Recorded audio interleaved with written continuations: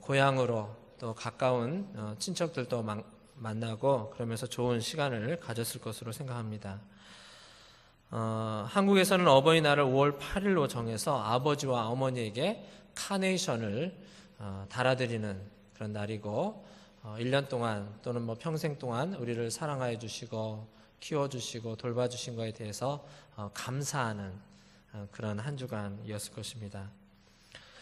미국에서는 그 어머니 날이 있고 아버지 날이 있어요. 그래서 Mother's Day, Father's Day 이렇게 따로 날짜를 정하는데 특히 어머니 날을 더 중요하게 여기는 것 같더라고요. 근데 우리 한국에서는 아버지의 사랑도 크고 어머니의 사랑도 크니까 어버이날이라고 정해서 아버지, 어머니의 사랑을 감사하는 날을 갖고 있습니다. 자, 우리가 성경의 말씀을 보면 내 부모를 공경하라 라고 하는 그 성경의 말씀이 제가 찾아보니까 5군데에 나와 있더라고요. 출애굽기 20장 12절에 보면 내 부모를 공경하라 그리하면 내 하나님 여호와가 내게 준 땅에서 내 생명이 길리라 라고 했습니다.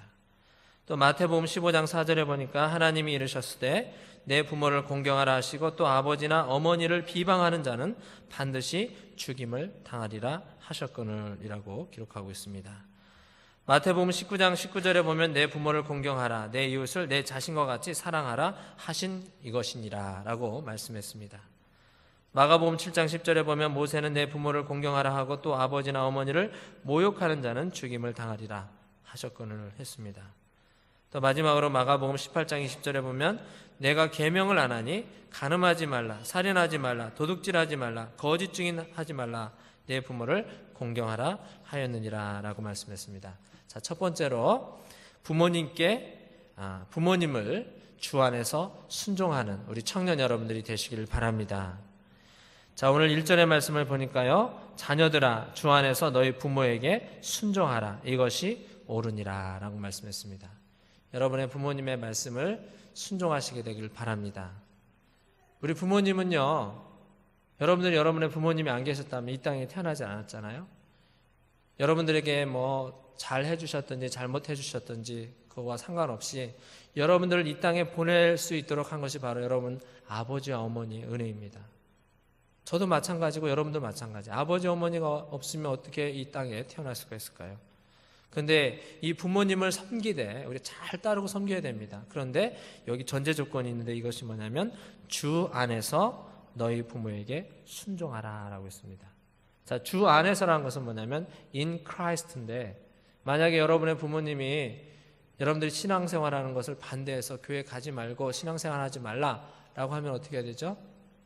좀 머리가 복잡해지죠? 이런 걸 또 다 어려운 말로 뭐라고 하냐면 상황윤리라고 해요. 그럴 때는 어떻게 되느냐? 이 말씀을 적용을 해야 되는 거예요. 주 안에서 너희 부모에게 순종하라. 믿음 생활하고 신앙 생활하는 거는 주님 안에서 예수님을 믿는 믿음 안에서 순종하고 따라야 된다라고 말씀을 하고 있는 것입니다.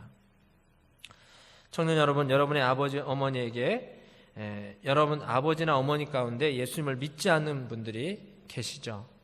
우리 청년들 가운데 그런 분들이 계실 거예요. 이 시간 이 말씀을 듣고 믿지 않는 부모님을 위해서 기도하시고 그분들의 구원을 위해서 더욱더 전도하고 교회로 인도할 수 있게 되기를 바랍니다. 때를 얻든지 못 얻든지 권면해서 교회에 이끌게 되기를 바랍니다. 그런 일이 생기면 안 되겠지만 세상의 종말이 다가오거나 갑작스럽게 여러분의 부모님이 돌아가신다면 어떡할까요? 예수님을 믿지 않는 상황에서 여러분의 부모님이 갑자기 세상을 떠난다면 어떻게 될까요? 그러면 여러분의 부모님이 천국에 가지 못하잖아요. 하루아래 날이 너무나도 감사한 거예요. 우리가 아침에 일어나서 출근하고 학교에 가서 공부하고 저녁 시간에 와서 식사하고 밤자리에 눕고 그 다음날 일어나는 거, 이것도 얼마나 감사한 일인지 몰라요. 근데 그 하루 일과 가운데 어떠한 일이 일어날지 모르는 것입니다. 그래서 여러분의 부모님 가운데 혹시 예수님을 안 믿고 계신 그런 분들이 계시다면 여러분들이 꼭 전도해서 모두 다 구원받게 되길 주님의 이름으로 축원합니다. 어제 그저께 금요 기도회 때 우리 교회에서 한 여자 전사님이 오셔서 찬양을 하면서 간증을 했어요. 찬양하면서 간증했는데 그때 한 예화를 든 내용이 있습니다. 대구의 한 교회에서 그 여자 전사님이 집회를 인도하는데 50대 초반 되는 한 남자분이 집회를 하는 내내 계속 운다는 거예요. 계속 우는 거예요. 눈물을 흘리면서. 특별히 이렇게 찬양을 더 열심히 이렇게 막 감명 깊게 이렇게 한 것 같지 않은데 막 우는 거예요. 그래서 나중에 집회가 끝난 다음에 담임 목사님한테 물어봤어요. 목사님, 여기 계신 남자분 이 집사님이신 것 같은데 왜 저렇게 우십니까?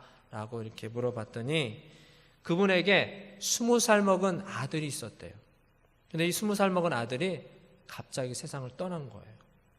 근데 이 학생이 어떤 학생이냐면 서울대학교 법대를 수석으로 입학한 학생이래요. 서울대 법대 들어가기 쉬워요? 힘들어요? 힘들죠. 저도 서울대는 들어가 봤습니다. 이렇게 차를 타고 이렇게 들어가 봤는데 학교에 합격을 하는데 그것도 수석으로, 법대 수석으로 합격하는 건 쉽지 않죠. 그래서 이 아버지가 아들이 서울대 법대 수석을 했다니까 잔치를 벌이는 거예요. 대구 사람인데 호텔을 빌려서 막 잔치를 했다는 거예요. 사람들 모으고 뭐 음식도 베풀고 막 그러면서 했는데 이 잔치를 하는 가운데 갑자기 이 아들이 음식을 먹다가 쓰러졌는데 병원에 가게 되었어요.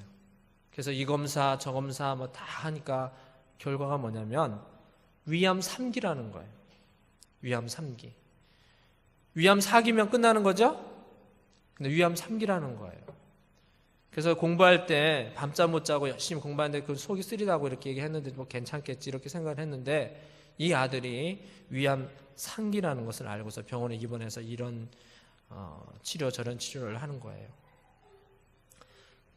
자, 그런데 이 아들이 이제 거의 죽음 가운데 있는데 제가 죽으면 어떻게 되는 거죠? 이것을 물어보는 거예요, 아버지가. 그거에 대해서 얘기를 할 수가 없었어요. 왜냐하면 아이는 젊기 때문에 앞으로 죽을 것이라고 하는 것은 생각을 한 번도 안 해본 것이죠. 근데 그 아들이 병원에서 3개월 있으면 죽는다고 했는데 2개월이 지나고 세상을 떠났다고 합니다. 그래서 아들이 세상 떠나니까 그 아버지의 마음이 얼마나 아파요? 그러니까 자기가 죽기 위해서 자살하기 위해서 약을 하나씩 모으는 거예요. 그래서 이제 조금 있으면 내가 죽겠다라고 생각을 하는데 하루는 근처 교회에서 부흥회를 하는 것이었습니다. 이 부흥회에 참석해서 거기에서 은혜를 받은 거예요. 용기를 얻은 거예요. 예수님을 나의 구주로 영접을 한 거예요.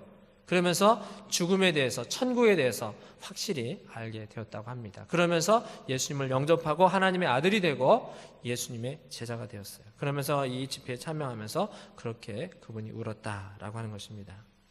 청년 여러분, 여러분의 부모님, 특별히 예수님을 안 믿는 부모님을 꼭 예수님 믿도록 하시고 또 기회가 된다고 한다면 오늘 오후에 그리고 월요일부터 수요일까지 그 저녁 예배 시간에 박순애 전사님 이 집회에 다 초대해서 함께 와서 은혜 받고 모두 다 구원받는 역사가 있게 되길 주님의 이름으로 축원합니다. 자, 두 번째는요, 아버지와 어머니를 공경해야 된다라고 하는 것입니다. 부모 공경의 의미는 바로 좋은 자식이 되라는 것입니다. 부모를 공경할 줄 모르고 부모 앞에서 좋은 자식이 못 되면서 땅끝까지 가서 증인이 된다라고 하는 것은 거짓말입니다. 선교한다고 하면서 입에서 거품을 물고서 복음을 전하고 외국에 나가는데 적적인데 내 부모를 공경하지 못하면서 내 이웃을 내 몸같이 사랑한다라고 하는 것은 공허한 구호에 불과합니다. 내 부모를 사랑하는 사람만이 이웃도 사랑할 수가 있고 또 더 나가서 세상 끝까지 가서 복음의 말씀을 증거할 수가 있는 것입니다. 우리가 이 십계명에 보면 하나님 사랑과 이웃 사랑이 있잖아요. 이웃 사랑의 첫 번째가 뭐냐면 내 부모를 공경하라 라고 하는 것입니다. 부모님을 우리가 공경할 수가 있어야 됩니다. 내 부모를 사랑하지 못하는 사람이 이웃을 사랑하자고 할 때 그것은 결국 연기에 불과합니다. 연기를 통해서 성령의 역사가 일어나지 못합니다. 텔레비전에 보면 연기를 아주 잘하는 이 배우들이 있잖아요. 누가 연기를 잘합니까? 김수현이 연기 잘하나요? 잘하는 친구들이 있잖아요. 근데 그 사람들이 하는 연기는 진짜가 아니에요. 가짜예요. 거기에다 자기의 감정을 집어넣어서 연기하고 나중에 돈 받는 거잖아요. 부모님을 사랑하는 것, 부모님을 진정으로 공경하는 것이 이웃사랑의 첫 번째다라고 하는 것을 여러분 기억하시길 바랍니다. 자, 성경에 보면요, 대표적인 불효자가 한 3명 정도가 있습니다. 자, 첫 번째 누구냐면 함입니다. 여러분 함이라고 들어보셨죠? 노아가 아버지예요. 우리 하나님께서 세상을 쫙 보니까 세상이 너무나도 죄악이 관영한 거예요. 안 되겠다. 이 세상을 빨리 심판해야 되겠다라고 생각해서 노아에게 방주를 만들라고 했습니다. 그래서 방주를 만들었죠. 그리고 이제 방주의 모든 짐승들과 노아의 가족들이 다 탔어요. 그리고 그때부터 비가 내리는 것입니다. 근데 그것이 며칠간 계속되었어요? 40일 40야. 40일 40야가 내렸죠. 그러면서 이제 그 세상에 있던 모든 죄악된 것들, 그런 것들이 물로 인해서 심판을 받고 다 죽게 되었어요. 그리고 나중에 이 노아가 탄 이 배가 나중에 아라랏산이라는 곳에 닿게 되었습니다. 그리고 거기에서 물이 이제 빠지면서 이제 그 가족들이 나오고 짐승이 나오고 해서 생활을 하는 가운데 있었는데, 노아가 포도 농사를 지었어요. 포도 농사를 지어서 거기서 이제 포도를 가지고 포도주를 만들었습니다. 근데 이 포도 소득이 굉장히 풍부했던 것 같아요. 그래서 그걸 가지고 포도주를 만들었는데, 한날은 노아가 그걸 마시고 그만 술 취해서 잠을 자게 되었는데 벌거벗고 잠을 자게 된 거예요. 근데 이 함이라고 하는 아들이 보니까 아버지가 그냥 다 벗고서 이렇게 주무시고 계신 거예요. 근데 그 사실을 보고서 자기 형하고 동생에게 찾아가서 아버지가 지금 뭐 술 잡수시고 이렇게만 하고 있다 막 이렇게 떠들고 다닌 거예요. 자, 그 얘기를 듣고 셈과 야벳은 아버지의 부끄러운 것을 가리기 위해서 아버지의 부끄러운 것을 보지 않으려고 뒷걸음질 쳐서 옷을 가지고 그것을 덮었습니다. 나중에 아버지가 깨어나고 보니까 함이라는 것이 자기를 부끄러운 것을 다 떠들고 다녔다라고 하는 것을 알게 되었죠. 그래서 나중에 노아가 자녀들에게 다 이제 축복을 하는데 함에게만은 축복하지 않았어요. 너는 앞으로 내 동생에게 지배를 당할 것이다. 네가 하는 일들이 잘 안 될 것이다. 라고 이렇게 한 것을 보게 됩니다.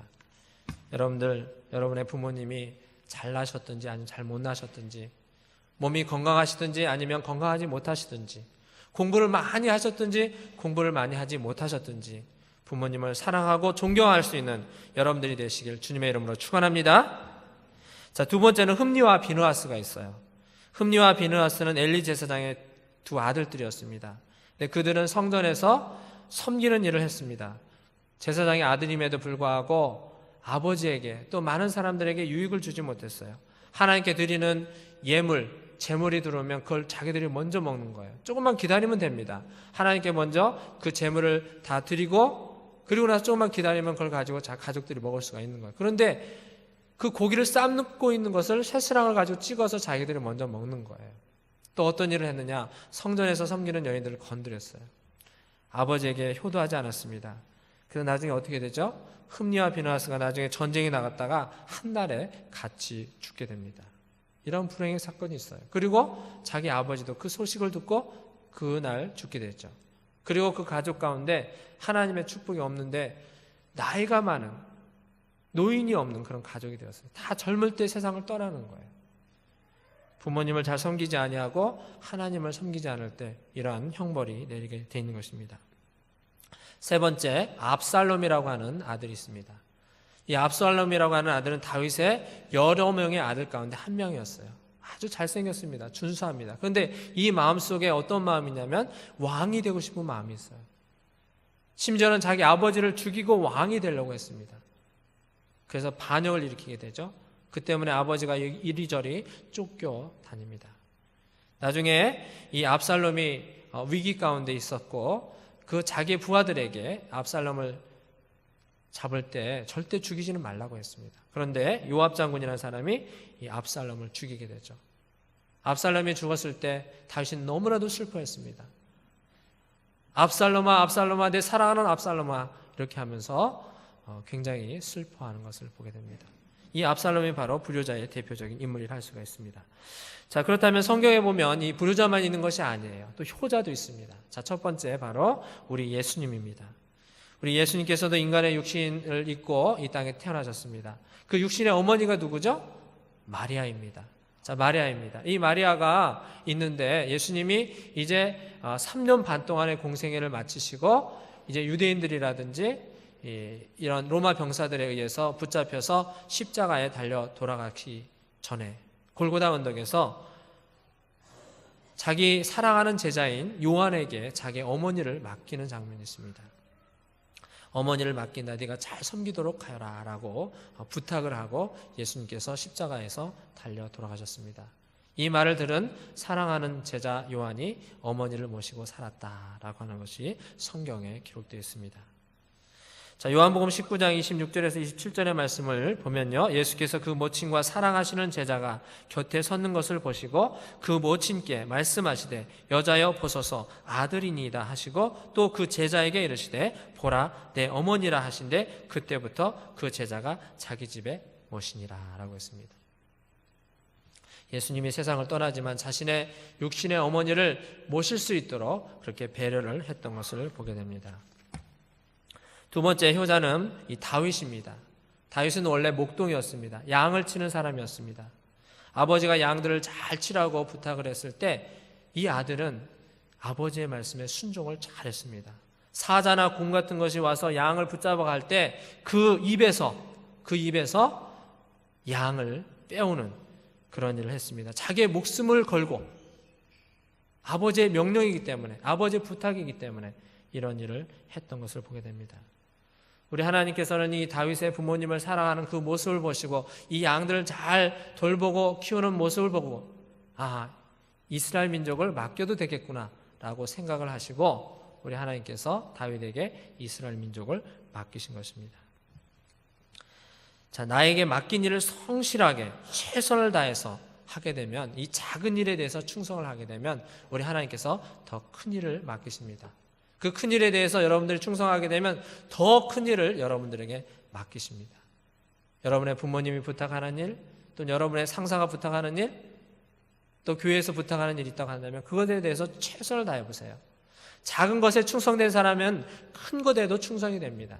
그러나 작은 일에 불의하고 충성하지 않는 사람은 큰 일에도 충성할 수가 없는 거예요. 그래서 하나를 보면 열을 알 수 있다, 이런 말을 하잖아요. 자, 세 번째로는요, 우리는 부모님을 잘 섬기고 순종할 때 땅에서 잘 되고 장수하는 축복을 받게 된다라고 하는 것입니다. 자, 잘 되는 것 좋죠. 소망과 긍정의 말입니다. 또 오래 사는 것도 하나님의 축복입니다. 첫 번째로 부모님을 잘 섬기게 되면 땅에서 잘 될 것이다 라고 말씀했습니다. 부모님을 잘 섬기면 땅에서 잘 되는데요, 신앙인들이 맨날 가난하고 힘들고 아프고 대학에 떨어지고 직장에 떨어지고 어렵게 산다면 하나님의 영광을 가릴 것입니다. 우리 신앙인들은 비록 과거에는 가난하고 힘들고 어렵고 실패하지만 그러한 실패와 좌절을 극복하고 승리하는 삶을 사시는 여러분들이 되시길 바랍니다. 하나님께서 이렇게 어려움과 시련을 극복해 하셨다라고 하는 간증을 할 수 있는 여러분들이 되시길 바랍니다. 두 번째는요, 장수하는 축복을 주신다라고 말씀하셨습니다. 자, 장수하는 것, 오래오래 사는 것, 그것도 건강하게 사는 것, 하나님의 복입니다. 몸에 질병이 없고 사고가 본인에게 일어나지 않는 것입니다. 여러분이 알다시피 뉴스에서도 보면 하루에도 너무나도 많은 사건들이 이곳저곳에서 일어나고 있습니다. 하늘에서, 땅에서, 바다에서 여러 가지 사건들이 일어납니다. 지역을 구분하지 않고 장소를 구분하지 않고 나이를 구분하지 않고 이러한 사건들이 일어나고 있습니다. 언제 우리에게 이런 사건이 일어날지 모릅니다. 그러나 우리 하나님께서 여러분들을 지켜주시고 보호하여 주시면 여러분들이 잘 되게 될 텐데, 부모님을 잘 섬기게 되면 그 생명을 장수하게 하신다라고 말씀했습니다. 여러분들 부모님을 잘 섬김으로 인해서 장수의 축복을 받게 되길 주님의 이름으로 축원합니다. 자, 마태복음 18장 8절에 보면 진실로 너에게 이르노니 무엇이든지 너희가 땅에서 매면 하늘에서 맬 것이요 무엇이든지 땅에서 풀면 하늘에서도 풀리리라 라고 했습니다. 여러분이 이 세상 삶을 살아갑니다. 70년, 80년, 90년, 100년의 삶을 살아갑니다.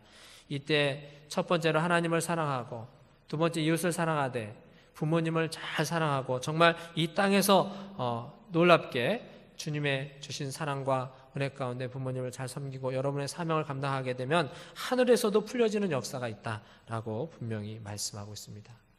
여러분들 부모님을 잘 섬김으로 해서 하나님의 크신 은혜와 은총이 여러분들에게 임하고 또 그 부모님을 사랑하는 것이 여러분에게만 머무는 것이 아니라 여러분들이 나중에 결혼해서 자녀를 낳고 또 결혼을 생활할 때도 이러한 은혜가 계속적으로 이어지게 되길 주님의 이름으로 축원합니다.